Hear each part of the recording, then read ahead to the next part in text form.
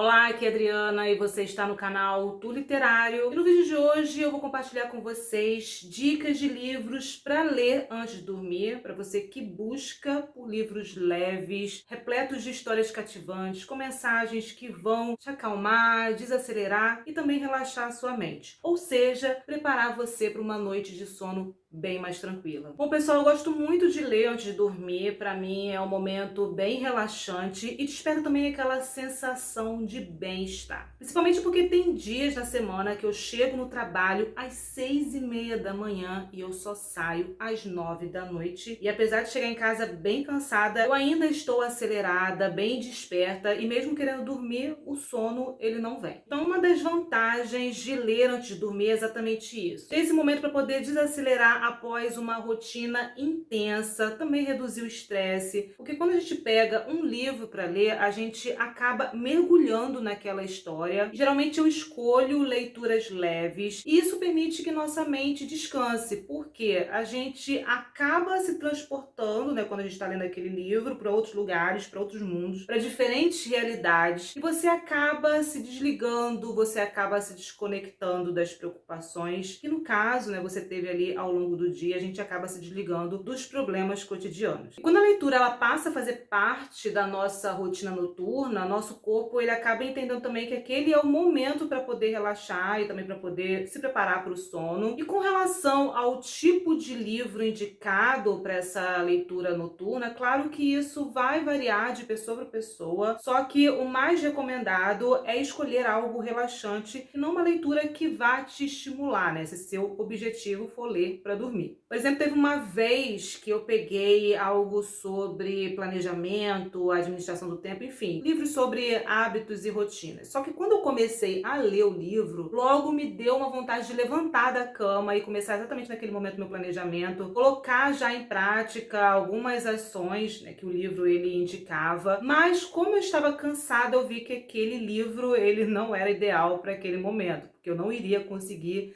ter atenção ou tempo mesmo para poder fazer aquelas tarefas ou planejar aquelas ações. Também teve um outro dia que eu comecei a ler um livro de thriller, mas o livro ele era bem bobo, nada assustador, não estava sentindo nada, nenhuma tensão com aquela leitura. E nas duas vezes que eu peguei esse livro para ler à noite, um pouco antes de dormir, nessas duas vezes eu tive um pesadelo. Isso foi horrível, pavoroso, eu fiquei realmente muito mal. E aí eu passei a ler esse livro mais cedo e também passei a ter mais cuidado e atenção ao escolher qual livro eu vou ler antes de dormir. E como eu falei, eu procuro por livros mais leves ou que eu saiba que ele não vai comprometer a minha qualidade do sono. E para esses momentos eu indicaria, por exemplo, a leitura de histórias curtas, como contos, crônicas, cartas, poemas, ou ler capítulos curtos de livros, e aí são inúmeras as opções. Você pode escolher ler livros dos seus autores favoritos que escreveram alguns desses gêneros. Eu acho, por exemplo, interessante ler coleções, coletâneas. Você também pode fazer ali um projeto pessoal, ler um conto por dia, ou uma crônica, uma carta, enfim. Ou ler um pouco dessas histórias curtas por 30 minutos, porque ali você vai acabar criando um hábito. Eu, no meu caso, eu gosto de alternar pelo menos entre dois livros de gêneros diferentes, somente dois, para poder também não perder o foco da leitura e conseguir me envolver e também finalizar aquela leitura. Então, por exemplo, eu gosto de ler crônicas e alternar com capítulos de um determinado livro, um conto e uma carta e por aí vai, porque assim a leitura ela não fica cansativa e também acabo conhecendo outros autores, outras histórias. Por exemplo, de poesia, eu indicaria Meu Quintal é Maior que o Mundo, de Manuel de Barros, que é um livro encantador, repleto de beleza, simplicidade. Um livro doce, leve, mas que ao mesmo tempo traz questões profundas. Ele brinca aqui com as palavras, com as cores. Aqui a gente também faz um passeio pela natureza, porque na verdade ele transforma a própria natureza, os objetos também, em poesia. E é interessante também porque ele traz um olhar sobre pequenas coisas da vida, então ele dá atenção a detalhes que muitas vezes são considerados desprezíveis ou que passam despercebidos. Então, assim, é uma leitura que eu gosto bastante e recomendo. Um outro livro que eu recomendo é a obra poética de Fernando Pessoa e também vou dar um destaque aqui ao livro do Desassossego. Eu simplesmente sou apaixonada pelo autor. No livro do Desassossego nós temos aqui uma espécie de diário íntimo, são fragmentos em prosa, que dentre outros temas ele vai abordar aqui inquietações do indivíduo, então a gente encontra questões sobre estados psíquicos, reflexões, devaneios. Para mim ele é um ótimo livro de cabeceira. Quando eu li esse livro pela primeira vez, eu fiquei muito impressionada, muito chocada com as coisas incríveis que eu estava lendo. Foi um livro que realmente mexeu muito comigo enquanto eu lia. Por isso foi uma leitura marcante. E por aí vai, né? Eu também indicaria a Poesia Reunida da Adélia Prado, Hilda Hilst,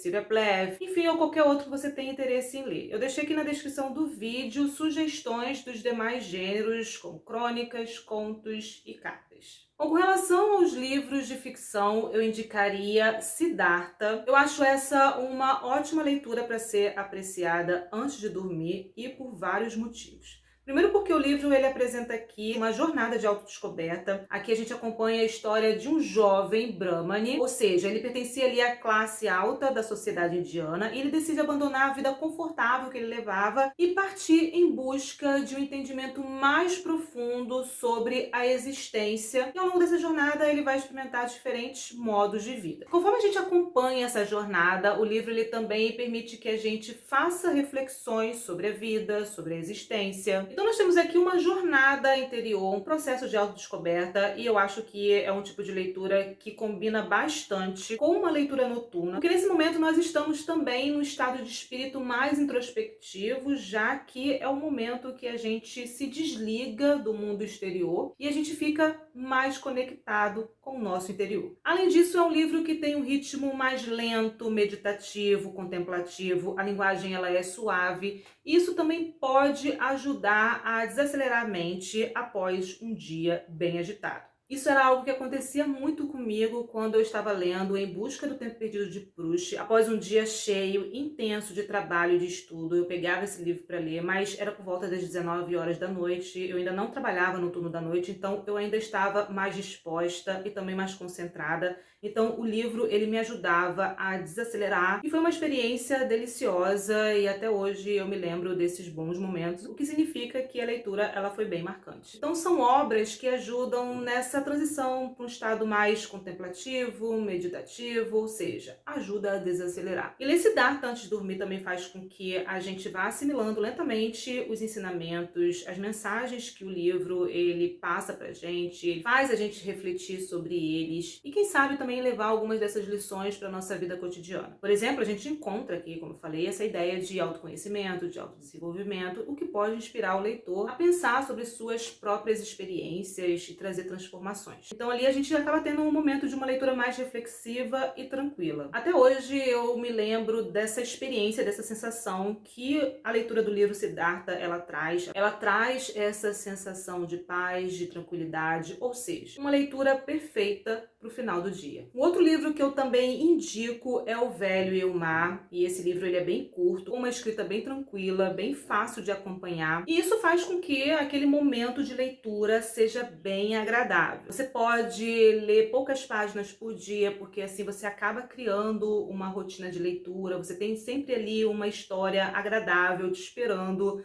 ao final do dia para você continuar acompanhando e fazer as reflexões lendo calmamente. Bom, nesse livro a gente acompanha a história de Santiago. Ele é um velho pescador que passou muitos dias sem conseguir pescar um único peixe. E num determinado dia ele decide ir atrás da sua grande pesca. Ele quer fisgar o maior peixe e assim fazer um grande feito. E para isso ele resolve se aventurar em alto mar. E é a partir daí que a gente acompanha a luta de Santiago, que é intensa, que é exaustiva, para conseguir fazer a sua grande pesca. E a maior parte da história que a gente acompanha aqui, ela vai acontecer principalmente em alto mar, com Santiago ali batalhando para conseguir pegar aquele peixe. Ele também acaba enfrentando muitas adversidades e a gente fica ali torcendo para que tudo dê certo e também a gente acaba fazendo muitas reflexões ali enquanto toda essa luta, toda essa batalha acontece. E Henry aqui ele vai retratar a solidão do velho Santiago. Nós vamos acompanhar também aqui os pensamentos que ele tem, as lembranças, os sonhos. E a gente tem contato com tudo isso enquanto Santiago está ali sozinho nessa luta, enfrentando o mar, no combate ali com o peixe. E se ele conseguir pescar, vai ser uma grande virada ali de chave na vida dele. E diante de tudo isso, o livro ele acaba despertando muitas reflexões sobre diversos temas, como por exemplo a força da natureza. Também a gente acaba sendo levado a pensar sobre nossas próprias lutas, nossas próprias batalhas, vitórias, derrotas, reflexões sobre a vida, sobre resistência, sobre envelhecimento, dentre muitos outros. É um livro emocionante que desperta, né, como eu falei, muitas reflexões. E quem ainda não leu, com certeza, deixo aqui minhas recomendações. Aí está um livro que eu pretendo reler. Eu pretendo fazer isso exatamente como eu estou indicando para vocês. Ler ele um pouco antes de dormir. E a terceira dica de ficção é um livro que encanta os leitores já por muitas gerações. É um livro tanto para crianças como também para adultos, que é O Pequeno Príncipe. Eu achei essa leitura muito delicada, que traz ensinamentos essenciais sobre a vida. Enquanto eu lia esse livro, as mensagens, elas despertam aquela sensação agradável de bem-estar. E o livro aqui ele vai contar a história de um príncipe que vive num asteroide e ele viaja através do espaço, encontrando vários habitantes de outros planetas, e cada um ali com suas particularidades, com suas peculiaridades. E eu achei muito engraçado, eu me diverti bastante quando ele ia visitar esses planetas. Então tinha um planeta que tinha um rei, o outro era um bêbado, o outro um empresário, o outro um tolo, que o príncipe não achava tão tolo assim quanto os anteriores que ele visitou. Então assim, foi